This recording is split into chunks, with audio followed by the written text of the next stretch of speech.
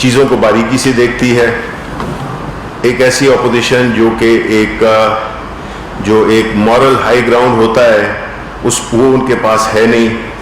تو ان کی باتیں بڑی کھوکھلی نظر آ رہی تھیں، اور ان کی جو باتیں تھیں ان میں کوئی خاص وہ نہیں تھی، کوئی ایسا میٹر نہیں تھا، کوئی ایسا سبسٹنس نہیں تھا کہ جس پہ کہ ایک تفصیلاً بات کی جائے.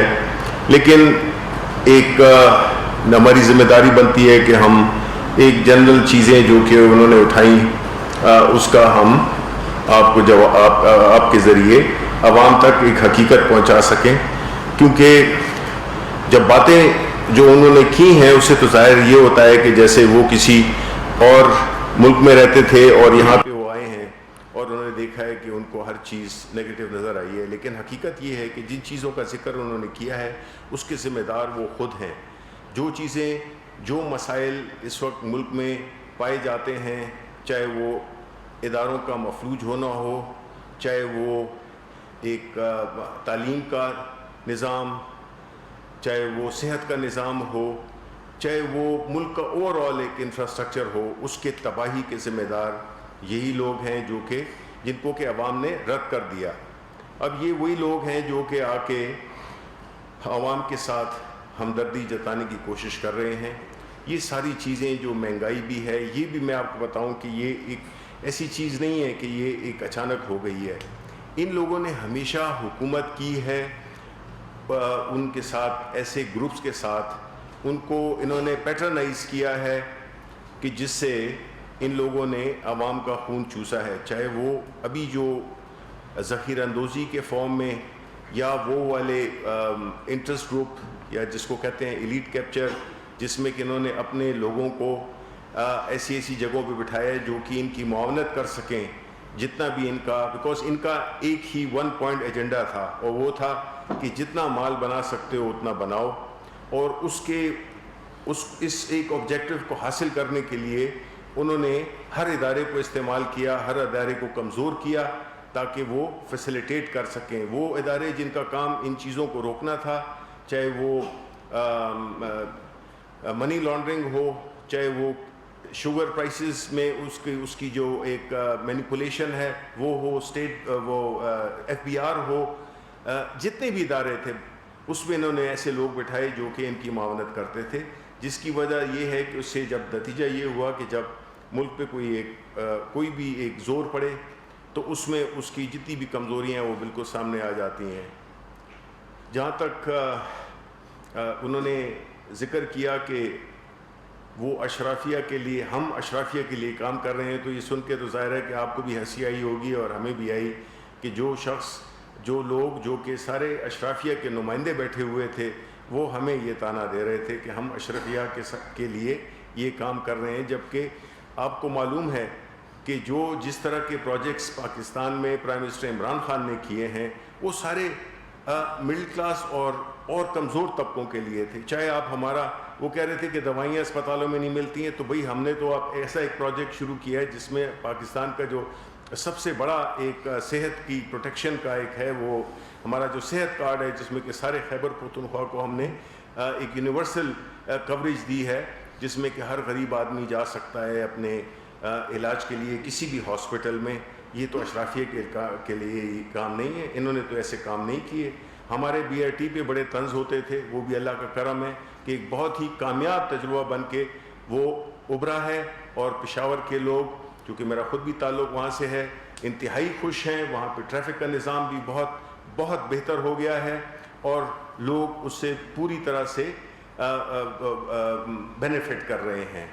دوسری بات یہ تھی کہ جہاں تک کہ انہوں نے انرجی پرائسز کا ذکر کیا، تو وہ بھی میں ذکر کرتا چلوں کہ آپ کو یہ معلوم ہوگا کہ یہ جو بجلی مہنگی ہوئی ہے، مہنگی ہو رہی ہے یا بجلی مہنگی ہوگی، اس میں کبھی بھی انہوں نے ہاتھ نہیں ڈالا یا ان IPPs کو جو کہ معاہدے انہوں نے ہی کیے تھے، جس کی وجہ سے ہمیں آج مہنگی بجلی اور سرکولر ڈیٹ کا سامنا ہے. یہ وہی لوگ تھے جنہوں نے کہ کمیشنز لیں، کک بیکس لیے اور ملک کے مستقبل کو انہوں نے گروی رکھوایا. ہم نے اپنی حکومت میں سب سے پہلی دفعہ، کسی اور حکومت نے یہ نہیں کیا کہ ہم نے ان کو انگیج کیا، ہم نے ان کو ایک ایسے اس پہ لائے جس میں کہ ہم اس جو مسئلہ ہے، جو کانٹریکٹس ہیں، ان میں رہتے ہوئے ہم کس طرح سے اس کی جو قیمت ہے بجلی کی وہ کم کر سکتے ہیں. ایک لمبا پروسیس ہے، لیکن کم از کم ہم نے اس کی ابتدا کر دی ہے، اور ہم ان کو اس سچویشن میں لے آئے ہیں کہ یہ جس طرح کے کانٹریکٹ سائن کیے گئے تھے ہماری حکومتوں نے کی ہیں، اس سے ہم باہر نہیں نکل سکتے. لیکن آپ کو یہ جاننا ہوگا کہ اس قسم کی مہنگی بجلی عوام اس کے متحمل نہیں ہو سکتے کہ وہ خریدیں، اور جس کی وجہ سے ہمارا، چونکہ انہوں نے تو بنیادی طور پہ ملک کو ایک امپورٹ کرنے والا ملک بنا دیا تھا، یعنی کہ جو انڈسٹری ہمارے ملک میں جو نہیں لگی، جو ڈی انڈسٹریلائزیشن ہوئی ہے، وہ بنیادی طور پہ اس پالیسی کا تھا جس میں کہ ڈالر کو ایک مصنوعی سطح پہ رکھا گیا. 6 ارب ڈالر سالانہ استعمال کیے جاتے تھے ڈالر کو مصنوعی طور پہ کھڑا کرنے کے لیے، اور اس کی وجہ یہی ہوئی کہ جو امپورٹ والی چیز ہوتی تھی وہ یہاں پہ سستی لگتی تھی، تو کوئی انڈسٹری لگاتا نہیں تھا، اس لیے کہ جو امپورٹڈ چیز تھی وہ سستی بن جاتی تھی. تو بہرحال انہوں نے ہر وہ کام کیا ہے جس سے کہ ان کو فائدہ ملے، اور ملک کو ایک مصنوعی چیزوں کا دکھاوا دے کے انہوں نے عوام کو ہمیشہ وہ کیا ہے، عوام کا خون چوسا ہے. تو کہنے کا مقصد یہ ہے کہ ان کی جو باتیں تھیں نہ ان میں کوئی ایک ایسی قابل ذکر بات تھی کہ جس کو کہ زیادہ ہم تو سوچ رہے تھے کہ پریس کانفرنس کو ہم کینسل ہی کر دیں، کیونکہ کوئی ایسی بات تو ہوئی نہیں ہے جس کا کہ میرٹ کرتا ہو جواب دینا. تو اس لیے میں سمجھتا ہوں کہ جو باتیں ہیں اکانومی کے ریلیٹڈ، جو ایکسپورٹس کے ریلیٹڈ ہیں، وہ حماد اظہر صاحب کر دیں گے. تو جو تھوڑی بہت جو کہیں پہ گیپس انفارمیشن کے ہیں تو وہ آپ پورے کر لیں حماد اظہر کے ساتھ. بسم اللہ الرحمن الرحیم. بہت شکریہ شبلی بھائی. سب سے پہلے تو میں نون لیگ سے یہ پوچھنا چاہتا ہوں، اپنا بھی جواب دوں گا جو آج انہوں نے اٹھائے ہیں سوال، کہ کیا یہ مجرمانہ غفلت تھی یا جان بوجھ کے معیشت کو دیوالیہ کی دلہیز تک دھکیلا گیا اپنے دور حکومت میں؟ ایسا نہیں ہوا کہ آپ کا کرنٹ اکاؤنٹ خسارہ تاریخ کی بلند ترین سطح پہ ایک دن میں پہنچ گیا ہو، اس کے لیے بڑی محنت کی تھی نون لیگ نے. ایسا نہیں ہوا کہ آخری 17 مہینے میں نون لیگ کے آپ کے فورن ایکسچینج کے ریزروز آدھے رہ گئے ہوں. ایسے نہیں ہوا کہ 5 سال میں ایکسپورٹ کی جو گروتھ ہے وہ 0%، صفر بھی نہیں بلکہ منفی تھی ان کے 5 سال میں. ایسا نہیں ہوا کہ جو بیرون ملک ہمارا جو ہم نے قرضے واپس کرنے ہوتے ہیں وہ ان کے 5 سال میں 5 ارب ڈالر سالانہ سے بڑھ کے 10 ارب ڈالر پہ چلے گئے سالانہ. ہم نے 10 ارب ڈالر سالانہ قرضے واپس کیے ہیں پہلے اپنے 2 سال میں. آج تک پاکستان کی تاریخ میں اتنی بڑی ڈیٹ ری پیمنٹ اور سروسنگ کا برڈن کسی آنے والی حکومت نے نہیں اٹھایا. یہی وجہ ہے کہ ان کے دور میں ریٹنگز، انٹرنیشنل ریٹنگز ایجنسیز یہ کہتے ہیں جی ہماری معیشت بڑی اچھی جا رہی تھی. کیوں انٹرنیشنل ریٹنگ ایجنسیز آپ کی معیشت کو ڈاؤن گریڈ کر رہی تھیں؟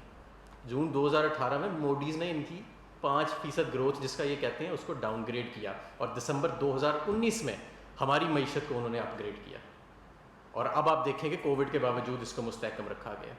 تو یہ سارے سوالات ہیں کہ یہ جو دھکیلا گیا پاکستان کو دیوالیہ کے قریب، اور فیٹف کے اندر بھی انہی کے دور میں ہم گرے لسٹ میں گئے تھے، میں یہ بھی یاد دلاتا رہا ہوں. آج کیا صورتحال ہے؟ ہمیں سخت فیصلے کرنے پڑے. نہ کرتے تو جو یہ تباہی کا منظر چھوڑ کے گئے تھے اس سے بھی بڑی تباہی آ جانی تھی اگر سخت فیصلے نہ کرتے. انہیں پتہ تھا کہ جو آنے والی حکومت ہے اس کو سخت فیصلے کرنے پڑیں گے. یہی وجہ ہے کہ انہوں نے پہلے دن سے شور مچانا شروع کر دیا تھا. ان کا خیال تھا کہ حالات ہم اتنے خراب چھوڑ کے جا رہے ہیں کہ کوئی آنے والا نہیں سنبھال سکے گا. یہ ان کا خیال تھا. یہ پرائیویٹ میٹنگز میں یہ گفتگو کرتے تھے آپس میں کہ اتنے برے حالات ہیں معیشت کے کہ جو نہیں آنے والا ہے وہ پھنس جائے گا. آج الحمدللہ بڑے سالوں کے بعد پاکستان کا پرائمری اکاؤنٹ سرپلس میں ہے. کرنٹ اکاؤنٹ ڈیفیسٹ 20 ارب ڈالر سے کم ہو کے 3 ارب ڈالر پہ آ گیا 2 سال میں. اس مہینے جو پچھلا مہینہ جولائی کا گزرا ہے اس میں الحمدللہ ہم $450 ملین کے قریب سرپلس میں تھے. ریزرو جو ان کے دور میں آدھے رہ گئے تھے، ہمارے دور میں نہ صرف کہ ان کی گراوٹ میں کمی آئی بلکہ ان میں خاطر خواہ اضافہ ہوا. 4-5 ارب ڈالر کا اضافہ ہوا. اسٹیٹ بینک کے شارٹ ٹرم کریڈٹ کو بھی ہم نے کلیئر کیا، اور اس کا نتیجہ یہ نکلا کہ ریٹنگ ایجنسیز نے ہماری ریٹنگ کو بہتر کیا، اور اس میں ضرور ہمیں سخت فیصلے بھی کرنے پڑے. اور ہم نے کارٹلز کو بھی ٹیک آن کیا. یہ جو 5 سال میں 27 ارب کی سبسڈی دے گئے تھے شوگر کی، اس سے پہلے بھی پتہ نہیں کب سے دیتے آ رہے تھے. کیا وجہ ہے کہ آج تک کوئی انکوائری نہیں کی گئی کہ یہ ایکسپورٹ سبسڈی کدھر گئی؟ یہ شوگر والے جو ہیں یہ ٹیکس کیوں نہیں ادا کرتے؟ سبسڈی زیادہ لے جاتے ہیں ٹیکس کیوں نہیں کیا انہوں نے 5 سال میں یا 10 سال میں یا 15 سال میں یا 35 سال میں؟ ہم نے کیا پہلے سال دوسرے سال میں آ کے. پہلے سال ہی ہمیں نظر آ گیا کبھی یہ 2.5 ارب کی جو سبسڈی ہے اس میں تو کوئی معاملہ گڑبڑ لگ رہا ہے. ہم نے تو دوسرے سال میں کر دیا. ہماری حکومت کو 35 سال سے تو نہیں نا ہے یہاں پہ. آپ یہ دیکھیں آئی پی پیز کی ری نیگوشیشن ہم نے کی, یہ سودے ان کی حکومتوں نے کیے ہوئے ہیں ماضیوں نے جو آج ہمارے گلے پڑ رہے ہیں. کارکے کا مسئلہ انہوں نے خراب کیا جس کو ہم ٹھیک کر رہے ہیں. ریکوڈک کا مسئلہ انہوں نے خراب کیا جس کو ہم ٹھیک کر رہے ہیں. فیٹف کی گرے لسٹ میں انہوں نے ڈالا جس سے اب ہم انشاءاللہ پاکستان کو باہر نکالیں گے. پاکستان کی ایکسپورٹس کو زیرو پہ کون لے کے گیا؟ آپ سب یہاں پہ اکنامک صحافی بھی موجود ہیں, بیٹ رپورٹرز موجود ہیں. آپ کو معلوم ہے کہ 200 سپننگ ملوں کے قریب بند ہو گئی تھیں. آج پاکستان میں سپن جو ووون یان ہے اس کی ایک معمولی سی شارٹیج ہے, جس کا مطلب ہے کہ سپننگ ملز جو ہیں وہ فل کیپیسٹی پہ چل رہی ہیں اور آپ کی ایکسپورٹس جو ہیں وہ آگے بڑھ رہی ہیں. اس کا ثبوت بھی ہے. آپ دیکھیں کووڈ کے دوران ہندوستان کی معیشت کدھر کھڑی ہے اور بنگلہ دیش کی کدھر کھڑی ہے. اس کے مقابلے میں اسی خطے میں پاکستان کی معیشت میں سب سے کم کنٹریکشن آئی. وہاں ہندوستان میں 10% آپ کی ایکسپورٹس نیگیٹو ہو گئیں. پچھلے سال جولائی میں الحمدللہ ہماری exports 6% in dollar terms positive رہیں ایئر آن ایئر. ہمارا آٹو موبائل سیکٹر جو ہے اس کے اندر 27% کی گروتھ ہے. ہمارے سیمنٹ سیکٹر کے اندر پچھلے سال جولائی کی بنسبت اس سال جولائی میں تقریباً 40% کی گروتھ ہے. فرٹیلائزر میں تقریباً جو ہمارے کسان لوگ جو ہیں استعمال کرتے ہیں تقریباً 22% کی گروتھ ہے. موٹر سائیکلوں کے اوپر, گاڑیوں کے اوپر اس وقت ایک ویٹنگ کا ٹائم چل رہا ہے. کنسٹرکشن کا آپ دیکھیں جو ہمارا پیکج ہے وہ کامیاب ہوا ہے. ایکسپورٹس کا ہمارا پیکج جو ہے وہ کامیاب ہوا ہے. تو یہ ساری چیزیں, یہ ایک بڑی مشکل معیشت کو سخت فیصلے کرنے کے بعد ایک ہم نے سنبھالا دیا ہے اور ہم یہاں تک لے کے آئے ہیں. اور انشاءاللہ تعالیٰ اگلے آنے والے سالوں میں اس کے مزید ثمرات ملیں گے. اور ہم انشاءاللہ تعالیٰ اسی طرح جو بڑے بڑے کارٹلز ہیں, ہمیں یہ بھی معلوم ہے کہ جب آپ کسی کارٹل پہ ہاتھ ڈالتے ہیں تو جب آپ کوئی ایکشن کرتے ہیں تو آگے سے ری ایکشن بھی ہوتا ہے. ہمیں یہ بھی معلوم ہے اور اس کے لیے بھی ہم تیار ہیں. اور انشاءاللہ تعالیٰ ان کارٹلز پہ ہم اسی طرح گرفت کرتے رہیں گے. یہ جو بڑے بڑا ایلیٹ کیپچر ہوا ہے ہر محکمے کے اوپر, ہم اسی عمران خان صاحب کی قیادت کے اندر اسی سختی کے ساتھ ہم ان کے ارد گرد گھیرا تنگ کرتے رہیں گے. اور جتنے انہوں نے بگاڑ پیدا کیا ہے پچھلے 30-35 سال میں, ان 2 خاندانوں نے, ان 2 جماعتوں نے, اس کو اب ہم سنبھالا بھی دے رہے ہیں. اور انشاءاللہ تعالیٰ اس میں آنے والے سالوں میں آپ دیکھیں گے, آنے والے مہینوں میں, آنے والے ہفتوں میں انشاءاللہ تعالیٰ بہتری لے کے آئیں گے. شکریہ.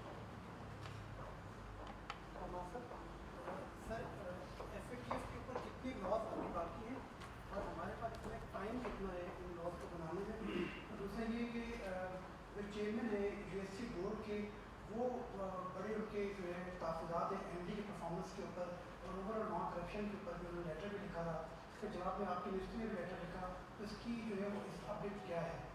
ایف اے ٹی ایف کے جو اکثر آج بھی پاس ہو رہے ہیں لاز پارلیمنٹ کے اندر, اسی لیے مجھے اور شبلی بھائی کو آنے میں یہاں دیر ہوئی, ووٹنگ چل رہی تھی.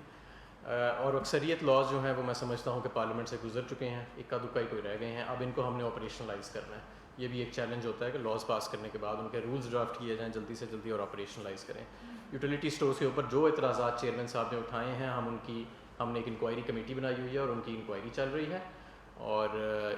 اور بھی اعتراضات اٹھے ہیں, دوسری طرف سے بھی اٹھے ہیں. ہم سب اعتراضات کو ابو بورڈ رہ کے ہم نے ایک نیوٹرل کمیٹی بنا دی ہے تاکہ وہ جو بھی اعتراضات اٹھے ہیں ان کے آپس میں رہے. میں آپ کو یہ بھی بتاتا چلوں کہ یوٹیلیٹی اسٹورز کی جو سیل ہے وہ بھی 7 گنا اس میں اضافہ ہوا ہے ہمارے ٹائم کے اوپر. اور انشاءاللہ ہمیں امید ہے کہ اس سال کے اینڈ میں وہ آپریٹنگ لاس سے باہر نکل آئے گی.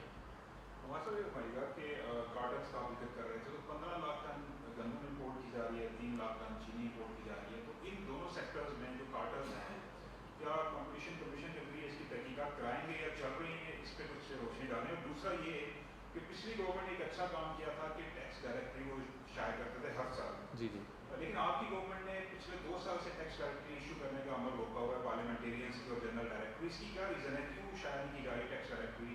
اگر اس پہ ٹیکس ڈائریکٹری تو جہاں تک مجھے یاد ہے 2 سال میں شائع ہوئی ہے, دونوں سال شائع ہوئی ہے. اور باقاعدہ ایک کی تو میں نے انوگریشن خود کی تھی جب ڈائریکٹری شائع ہوئی تھی.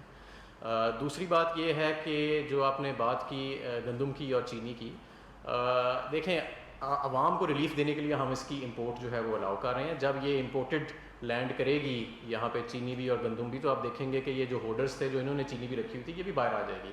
اور لیکن ان دا مین وائل ہم نے صوبائی حکومتوں کو یہ سخت اقدامات دیے ہیں کہ ان کے خلاف کوئی زیرو ٹالرنس پالیسی ہونی چاہیے. اور سی سی پی جو ہے, جو سی سی پیز کے اوپر آپ کو پتہ ہے کہ پرانے سٹیز بھی کچھ چل رہے ہیں جورسڈکشنز کے اوپر, اور اٹارنی جنرل صاحب سے ہم نے درخواست کی اور مجھے انہوں نے ایک اچھی نوید دی ہے کہ انشاءاللہ تعالیٰ جو CCP کے جو لیگل معاملات جو آپ سمجھ لیں کہ انہی طبقات نے ان کو پھنسایا ہوا ہے, اس میں بھی بہتری آئے گی. سر دوسری سوال ہے تو یہ بتا دیں کہ جو امپورٹنٹ آپ کی بیٹ ہے یا شوگر ہے اس کی لینڈنگ پرائس کیا ہوگی, کیونکہ بیٹ کی 2000 من پہ آ رہی ہے تو 1400 تو آپ کا یہاں کا ریٹ ہے, تو وہ سبسڈائز کریں گے. دوسرا IMF کا جو پروگرام ریوائز کرنے آپ جا رہے ہیں اس میں مزید کیا سخت فیصلے ہوں گے؟ شبیر صاحب آپ نے ایک بات کی ہے کہ بجلی مہنگی ہوئی یا ہونے جا رہی ہے یا ہوگی, اس کا کیا مطلب؟ جو آپ نے پہلا سوال پوچھا کہ جو گندم ہے اس کی لینڈڈ پرائس, شوگر کی تو ابھی ماڈیفائڈ ہم نے بڈز مانگی ہیں, بڈز ابھی کھلیں گی تو پھر پتہ لگے گا کہ وہ کیا ہے.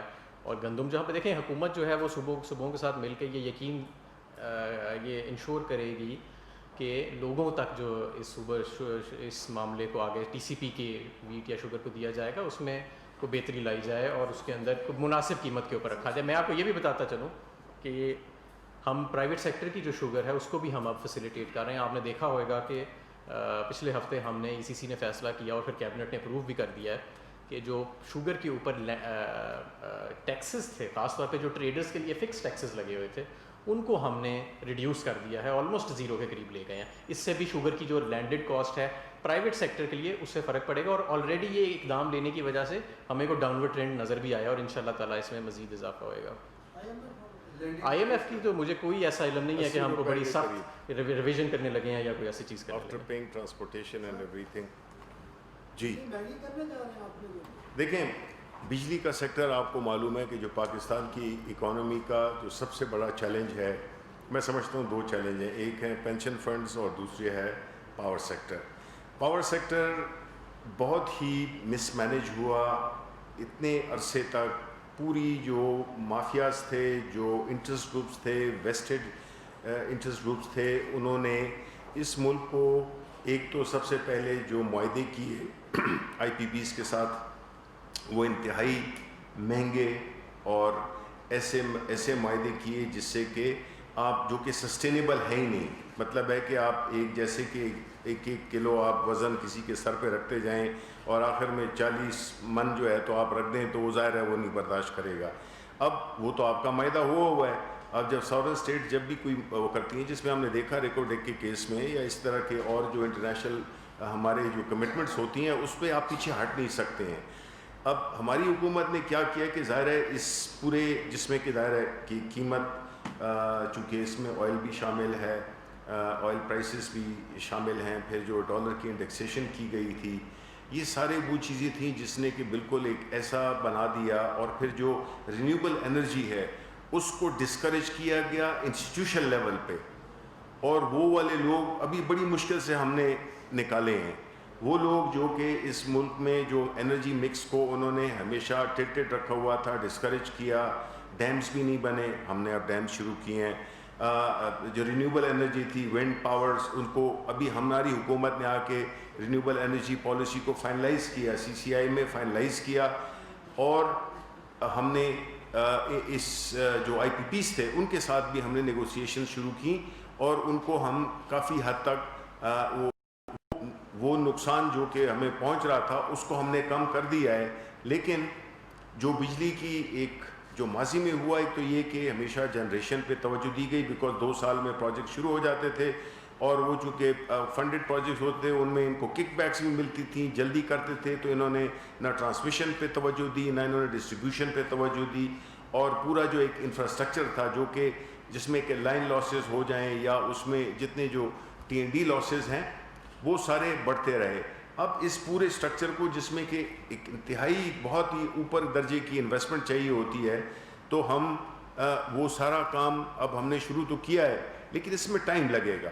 اور جب ٹائم لگے گا تو اس کا مطلب یہ ہے کہ جب تک ہماری جو لائن لاسز ہیں وہ کم نہیں ہوتے, جو ہماری جو جنریشن پرائس ہے وہ کم نہیں ہوتی, جو ہم نے رینیوبل انرجی کے پروجیکٹس لانے ہیں 2020 سے 2025 تک, پھر 2030 تک, اس کے لیے پوری ایک حکمت عملی بنی ہوئی ہے.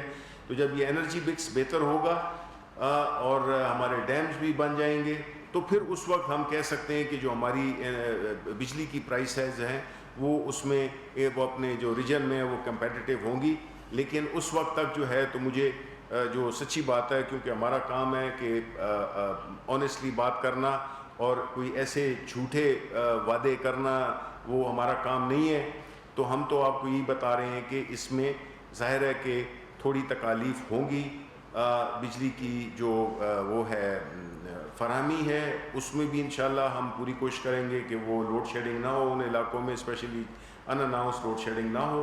اور جو قیمتیں ہیں اس کا بھی ہم کوئی اب طریقہ کار پہ بات سوچ رہے ہیں کہ کس طرح سے ہم عوام کو ریلیف دے سکیں، اور یہ جو مہنگی بجلی کے جو معاہدے کیے گئے تھے اس سے ہم کس طرح سے چھٹکارا حاصل کریں. سر میرا سوال آپ سے ہے، کیونکہ آپ ایک کمیٹی کو ہیڈ کر رہے تھے اور جو سرکولر ڈیٹ کے حوالے سے تھی، بہت کام کیا آپ نے، ہم نے آپ کی وہ رپورٹ بھی پبلش کی. تو اس وقت آپ نے، اور پھر اس وقت جو منسٹری آف پاورز تھی وہ یہی کہہ رہی تھی کہ ہم اس کو دسمبر 2020 تک اس کے فلو کو کم کر دیں گے. لیکن اب ہم دیکھ رہے ہیں کہ اس کا جو سرکولر ڈیٹ کا فلو ہے وہ بڑھ رہا ہے، اور اب 2200 ارب روپے تک جو ہے سرکولر ڈیٹ پہنچ چکا ہے. تو اس کو کیسے کاؤنٹر کریں گے، کیسے کم کیا جائے گا؟ دیکھیں، یہ میں نے اس طرح آپ سے کہا کہ یہ ایک بہت بڑا چیلنج ہے، اور جب بھی آپ کا جب بنیادی جو بیس ہے وہ جتنا بھی بڑا ہوگا تو اس میں صرف جو ہے جو مارک اپ ہیں اور جو اس کی فائنینشیل کاسٹ ہے وہ ظاہر ہے کہ زیادہ ہوتی جائے گی. جس طرح کے قرضوں کا بھی یہی حال ہے کہ جب آپ نے اتنے قرضے لے لیے تو اس کا پھر سود، جب اس میں سود بھی ایڈ ہوتا ہے تو وہ اس کا سائز بڑا ہو جاتا ہے.